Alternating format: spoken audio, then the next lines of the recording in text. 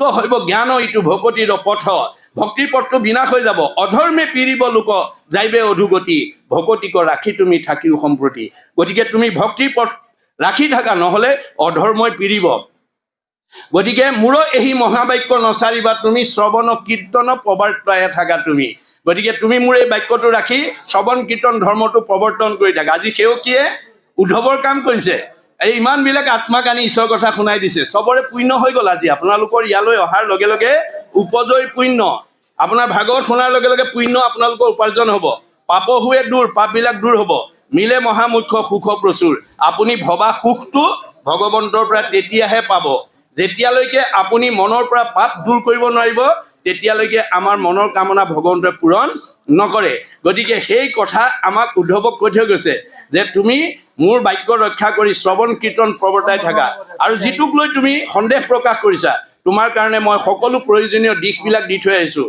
নিশ্চয় কৰি কহোঁ শুনা সাৱধানে তুমি ভকত যি স্থানে থাকে সেই পুণ্যভূমি যে ভকত যি ঠাইত থাকিব সেইখনকে পুণ্যভূমি বুলি গণ্য কৰিবা শ্ৰৱণ কীৰ্তন মোৰ কৰিব যত্ৰ যত্ৰ দ্বিতীয় বৈকুণ্ঠ সিটো তাকে বোলে সত্ৰ য'ত ভকতে মোৰ গুণনাম শ্ৰৱণ কৰিব সেইখনটোকে বৈকুণ্ঠ বুলি তুমি গণ্য কৰিবা আৰু সেই ঠাইতে মই ক'ত থাকিম মই মৃত্যুৰ পিছতো প্ৰাণৰ পিছতো তোমাৰ মাজত মই থাকিম কেনেকৈ থাকিম তিৰুধায় প্ৰবিষ্টু অয়ম শ্ৰীমদ ভাগৱতে নৰ্বম তে নয় বাংময় মূৰ্তি প্ৰত্যক্ষ বৰ্ততে হৰৈ শ্ৰৱণাত সেৱনাত দৰ্শনাত পাঠাত পাপনাশিনী এই ভাগৱততে শব্দ ব্ৰহ্ম বাক্য ব্ৰহ্মৰূপে ভগৱন্ত অন্তৰ্নিহিত হৈ আছে এই ভাগৱতত জীৱনৰ যিটো দিনত আমি দৰ্শন কৰিবলৈ সেৱা কৰিবলৈ শ্ৰৱণ কৰিবলৈ কীৰ্তন কৰিবলৈ সক্ষম হ'ম সেইদিনা আমাৰ সকলো পাপবিলাক ভগৱন্তই বিনাশ কৰি দিব গতিকে আমি এই আদৰ্শলৈ যাতে আমি নিজৰ লগতে আমাৰ উঠি অহা প্ৰজন্ম সমাজখনক যাতে আগুৱাই নিব পাৰোঁ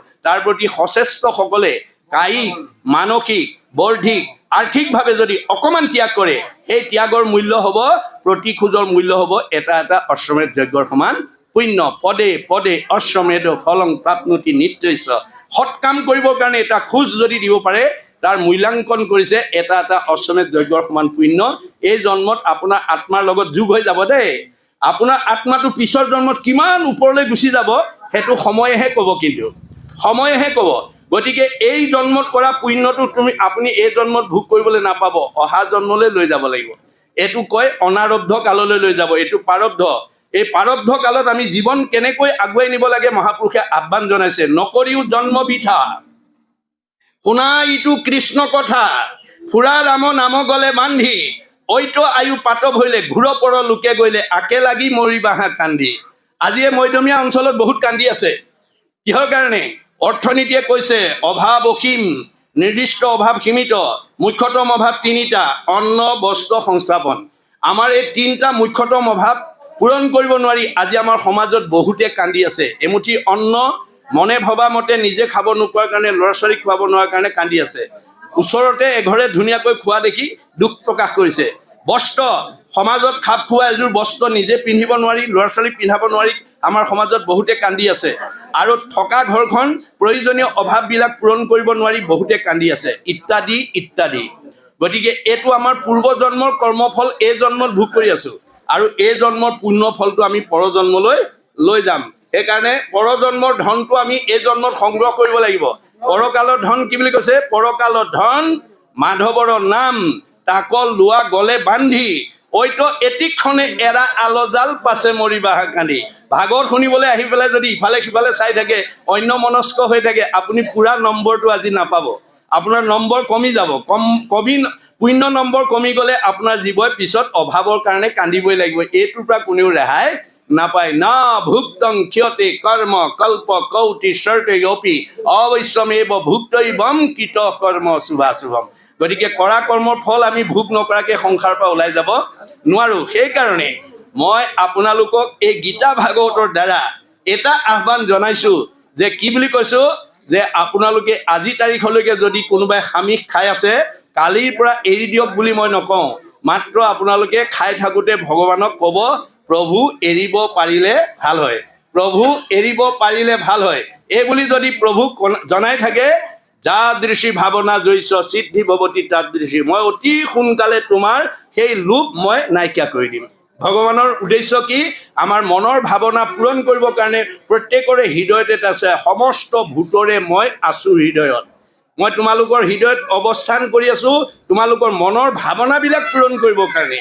গতিকে তস্মাৎ ভাৱ অৱলম্বনম, কি কাম কৰি দিব লাগিব সেই ধৰণে ভাবিবলৈ তোমালোকে শিকিবা।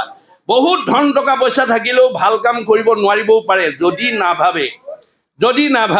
গতিকে ভাবে ন লভতে সৰ্বম, ভাবিব পাৰিব লাগিব যে ময়ো এনেকৈ প্ৰতি বছৰত যাতে এটা গৃহস্থী ঘৰত এটা ধৰ্ম অনুষ্ঠান পাতি মই ঈশ্বৰৰ কথা যাতে প্ৰকাশ কৰি ঘৰখনৰ লগতে আত্মাবিলাকৰ জগতৰ যাতে উপকাৰ সাধন কৰিব পাৰোঁ। আপোনাৰ আজিৰ অনুষ্ঠানটোৱে গৃহস্থী ঘৰখনেই নহয়, আপোনাৰ জগতৰ বায়ু প্ৰদূষণ সংশোধনত অৰিহণা যোগাব আৰু এই আত্মাবিলাকক জন্ম জন্মান্তৰ কাৰণে পুণ্য সঞ্চয়ত অৰিহণা যোগাব। গতিকে আমাক প্ৰত্যেককে মাতি আনি আজি জন্ম জন্মান্তৰ কাৰণে কৃষ্ণ কথা শুনি পুণ্য অৰ্জন কৰা যি কাৰণে আমাক যি উপকাৰ কৰিলে তাৰ কাৰণে সেয়কী কি হ'ব? পৰো উপকাৰায় পুণ্যম, পুণ্য অৰ্জন হ'ব। গতিকে আমি শাস্ত্ৰ ভাগৱত নুশুনা কোনো মানুহে নিজৰ ঘৰৰ প্ৰকৃত বাটটো চিনি নাপাব। পুনৰপি জনমম পুনৰপি মৰণম হৈ ঘূৰি থাকিব লাগিব। সেইকাৰণে আপোনালোকে এই আদৰ্শবিলাক প্ৰচাৰ কৰিব, উঠি অহা প্ৰজন্মক ক'ব, কেৱল লোভৰ বশৱৰ্তী হৈ আমি যাতে মনৰ দাসত্ব স্বীকাৰ কৰি আমি যাতে নকৰিবলগীয়া কাম যাতে কৰিব লগা নহয়, নাখাবলগীয়া যাতে খাব লগা নহয়। গতিকে আপুনি যদি এই তথ্য নুবুজি মৰিবৰ সময়লৈকে আপুনি যদি কয় বোলে আমাৰ এতিয়া বহুত বৃদ্ধ পিতৃ মাতৃ মৰণৰ সময়ত পুত্ৰ কন্যাই সোধে, দেউতা তোমাৰ বাৰু কিবা খাব মন গৈছে নেকি? মা তোমাৰ কিবা খাব মন গৈছে নেকি? তেতিয়া বহুত পিতৃ মাতৃয়ে কয়, বোপাইও এই পাৰ মাংস অকণমান খাব মন গৈছে, হাঁহৰ মাংস অকণমান খাবৰ মন গৈছে, খাচী মাংস অকণমান খাবৰ মন গৈছে। আপুনি যদি জীৱনৰ শেষ সময়লৈকে সেই আশাটো এৰিব নোৱাৰে, তেতিয়াহ'লে আপোনাৰ মনে সেই বাসনাৰ ফলত আপোনাক কলৈ লৈ যাব? অৰ্জুনক কৈছে, জং জং অপি স্মৰণ ভাৱং তেজতে অন্তে কলে বৰম তমেই বৈতি কৌন্তেয় সদা তৎ ভাৱ ভাবিত। ভাৱৰ অনুকূল জন্মটো তোমাৰ মনে নি পেলাই তোমাক সেই শৰীৰ ধাৰণ কৰাব। আৰু তাকেই গীতাত কৃষ্ণই কৈছে কি বুলি? পৰ শৰীৰত যিটো বিদ্ৰোহক কৰে, কাটি মাৰি আপোনাৰো আত্মাতৃপ্তি কৰে, মৰিয়া নৰক ভুঞ্জৈ অসুৰ জুনি পায়, পাছে ব্যাঘ্ৰ সৰ্প হৈ ফুৰে মাংস খায়। ভগৱানে কৈছে তোমাক মানুহৰ জন্ম দিছিলোঁ প্ৰাণী হিংসাৰ পৰা আঁতৰি আহি তুমি নিজক সৎ কৰি মোৰ ওচৰলৈ আহিবৰ কাৰণে। তুমি কিন্তু জীৱনৰ শেষ বেলালৈকে প্ৰাণী হিংসাৰ কৰা মন এৰিব নোৱাৰিলা। গতিকে এতিয়া তুমি মানৱ জীৱনত তোমাৰ মাংস খাই মানে হেঁপাহ নপৰিল, এতিয়া একেবাৰে জেগাত দি দিছোঁ, বাঘ সিংহ হৈ পেলাই যিমান খোৱা খাই থাকিবা। মনত ৰাখিবা দেই, আমাৰ মনে লৈ যাব, আমাৰ কৰ্মই লৈ যাব।